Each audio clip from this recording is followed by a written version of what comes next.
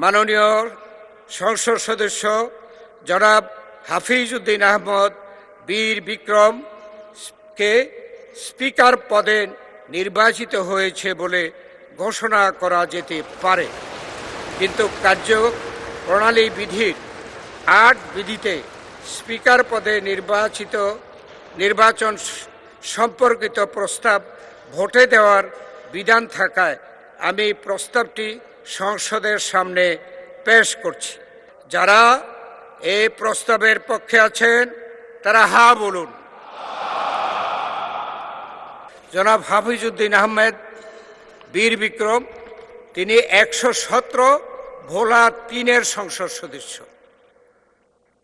আমি এখন প্রস্তাবটি সমর্থনের জন্য মাননীয় সদস্য জনাব রকিবুল ইসলাম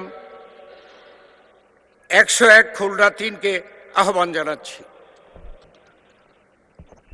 ধন্যবাদ মাননীয় সভাপতি। বিসমিল্লাহির রহমানির রহিম। আমি রকিবুল ইসলাম ১০১ খুলনা ৩, সংসদ সদস্য মোহাম্মদ নুরুল ইসলাম ১১০ বরগুনা ২, চিফ হুইপ জাতীয় সংসদের উপযুক্ত প্রস্তাবটি সমর্থন করিতেছি। ধন্যবাদ মাননীয় সভাপতি।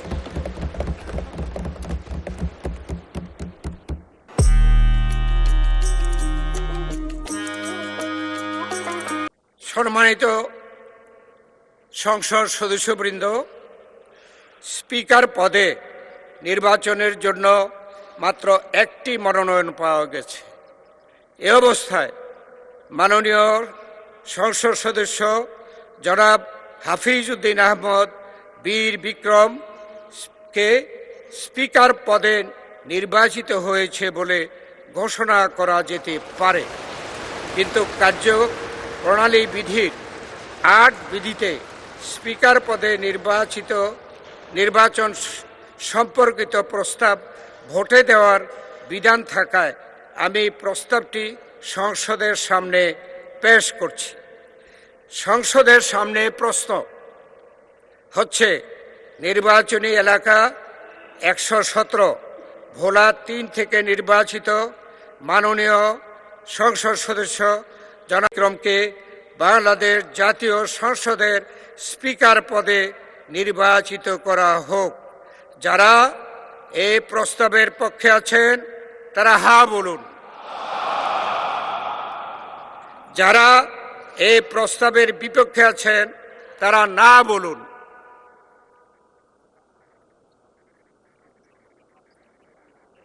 আমার মনে হয় হা জয়যুক্ত হয়েছে, হায় জয়যুক্ত হয়েছে, হায় জয়যুক্ত হয়েছে।